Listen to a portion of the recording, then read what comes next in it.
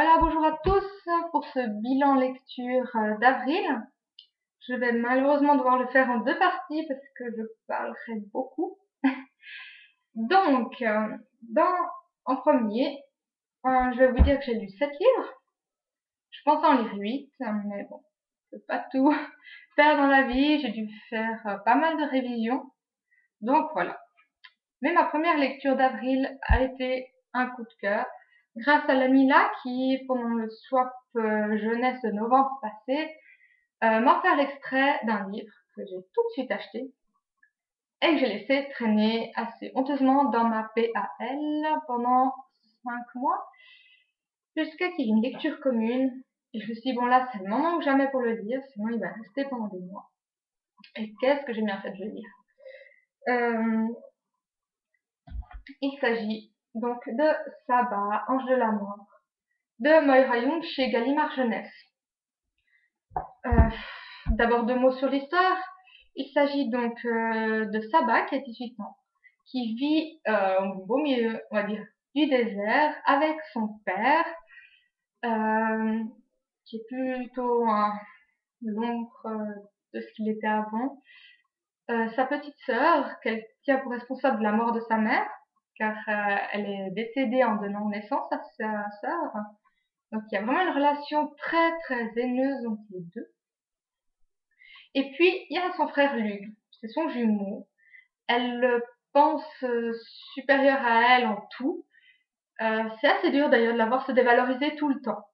Donc entre ça, le fait qu'elle se croit vraiment plus basse que son frère à tous les niveaux, et la haine qu'elle entretient envers sa sœur, fait que c'est quand même un être assez tourmenté. Et puis, donc le jour où son frère Luke se fait enlever par des cavaliers mystérieux, son monde s'écroule. Elle a plus rien. Elle a plus le seul roc, le seul appui qu'elle avait. Son père, ben voilà, ne lui sera pas de grande aide et il lui reste juste sa sœur qu'elle doit trimballer avec elle.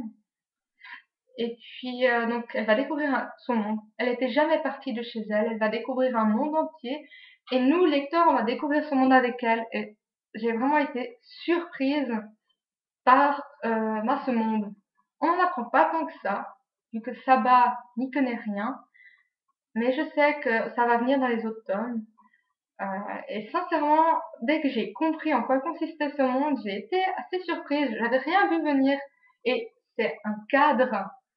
Je pense que c'est dans mes romans préférés, ceux qui ont un cadre comme celui de Saba. J'adore ça.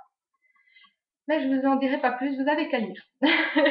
Alors, sinon, donc elle va partir à la recherche de Lug, et puis ben, elle va rencontrer le fameux Jack. Oui, il y a un Jack dans tous les livres, ils ont pas tous le même prénom, mais c'est toujours des Jack. Celui-ci, je l'ai beaucoup apprécié. Pourquoi?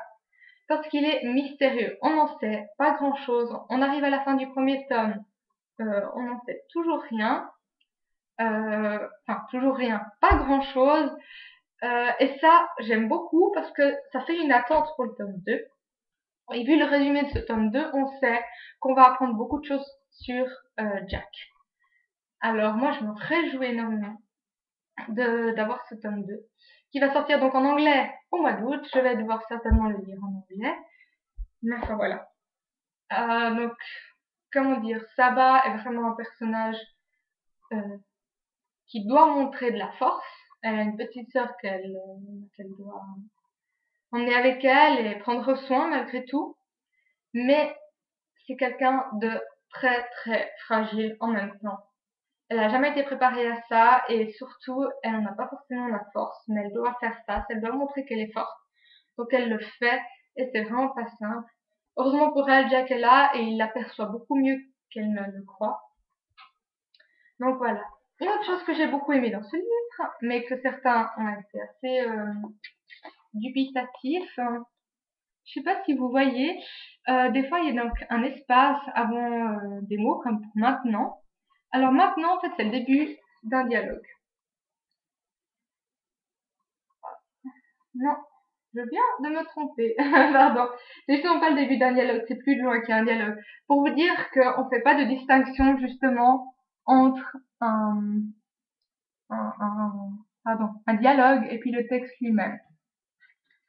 Donc voilà, bon là je viens de me tromper, j'ai l'air très fine, mais dans le sens que malgré tout, quand on est dans la lecture, hein, pas comme moi qu'on lit à l'envers, on se rend vraiment très bien compte de quand est-ce que c'est un dialogue ou une description. Et j'ai d'ailleurs été très surprise de me rendre compte que je me trompais jamais, finalement, que c'était évident de qui parlait et aussi de quand est-ce qu'il y avait une description. Donc moi j'ai beaucoup aimé, mais certains ont été assez pris de court, hein. Enfin voilà. Ensuite, Bride Stories. Vraiment, il y en a 3, c'est génial. Alors non, il n'y a pas d'action. Euh, c'est assez lent, pas beaucoup de dialogue, et c'est magnifique. 2 raisons. La première, c'est les images. On est dans l'Asie du 20e ou 19e siècle, hein, avec un peuple nomade, et c'est des personnages, des personnages intéressants, mais surtout des paysages à couper le souffle. C'est des très beaux dessins et ce qu'ils montrent est également magnifique. Et puis aussi, c'est le portrait, je trouve, très précis d'une époque, d'une mentalité. En effet, l'héroïne à 20 ans, elle vient d'être mariée à un garçon de 12 ans. Alors non, ça lui pose pas plus de problèmes que tant, ce qui peut déstabiliser le lecteur, mais vraiment, ça nous apprend comment c'était à l'époque. Alors peu importe comment nous on pense, comment nous on voit les choses, à cette époque-là, ça se passait comme ça, point. Et c'est génial. C'est un voyage dans le temps, un voyage dans la géographie, c'est très très beau. Ensuite, je vous parle d'un livre et après je changerai de vidéo. J'ai donc lu un livre qui m'a un petit peu déçue. Il s'agit donc du Souffle de la pierre d'Irlande, tome 1, Le feu d'Eric Simard chez Mania. C'est un livre jeunesse, hein, avec un garçon qui vit avec sa mère en France. Son père a disparu un an auparavant en Irlande alors qu'il recherchait une tombe. Et donc sa mère et lui vont partir en Irlande. C'est la terre en fait d'origine de son père. Elle pour découvrir cette tombe et lui, soi-disant pour aller simplement à l'école et vivre sa vie. Mais il va découvrir qu'il y a quelque chose d'étrange autour de la disparition de son père. Et il va aussi être étroitement mêlé à l'histoire et aux légendes celtiques, donc de l'Irlande. C'est un cadre qui d'abord me plaît beaucoup. Moi, l'Irlande, les légendes, la magie irlandaise, je trouve ça fascinant. Mais là, je ne trouve pas que ça a été rendu. Je n'ai pas pu rentrer dans cette magie, je n'ai pas pu entrer dans les personnages, dans l'intrigue. Les chapitres étaient trop courts. Et puis, cette magie, ces légendes, j'ai trouvé que ça restait très en retrait. Euh, Comme si c'était survolé, comme s'il n'y avait pas d'émotion. Et moi, j'ai donc rien ressenti vraiment en lisant ce livre, ce qui m'a assez déçue. Donc voilà, c'est vrai que malheureusement, je ne dirai pas les autres tomes, mais j'en attendais beaucoup. Et c'est donc un peu... Ouais, je suis vraiment déçue en fait de pas avoir aimé ce livre. J'en attendais un petit peu trop peut-être. Bon, cela ne veut pas dire que c'est un mauvais livre, on est d'accord, hein. Ça veut juste dire que moi, j'ai pas pu entrer là-dedans. Il n'y a pas eu ce que je recherchais dans un livre traitant de ce thème.